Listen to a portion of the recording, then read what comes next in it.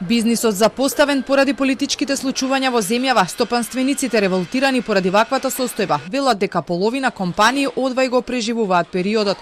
Затоа Стопанската комора на својот 100-ти јубилеј побара итна средба со владата и регулаторната комисија, на која би се барало решение за надминување на проблемите кои се гладно поврзани со високите трошоци за струја. Сметаат дека се потребни итни мерки, затоа што не веруваат дека ЕСМ има капацитет и кадар да ги испорача потребните количини електрична енергија, ниту пак да најде решение за проблемите со парното. Ако во ваква ситуација ние бараме решение и на парното грејење и на помошта на компаниите, на зголемување на производството, тој едноставно во овој момент ЕСМ тој товар не може да го издржи.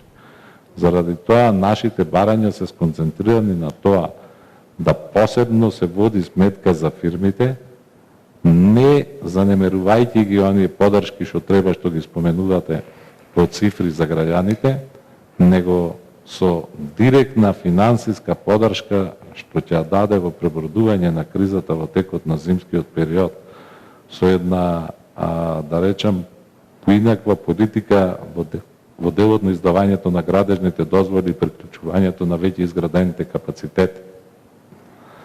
Ќе се обиде да стави све во функција и тоа не ќе е доволно. Бизнисот прстот го впери и во Народната банка. Сметаат дека фокусот на Централната банка е насочен кон задржување на стабилноста на курсот на денарот, без да се води сметка за бизнис секторот. Ние имаме чувство во изминатиот период дека Централната банка на Македонија го протежираше само едната своја обврска за зачувување на курсот, не водејќи сметка за состојбите во реалниот сектор. Така можеме да се доведеме и сме упозорили дека може да дојде во ситуација операцијата да биде успешна, а пациентот мртов. Значи, ние инсистираме и понатака да имаме капацитети да помогнеме да ги, да речем, пренесеме состојбите какви се во реалниот сектор.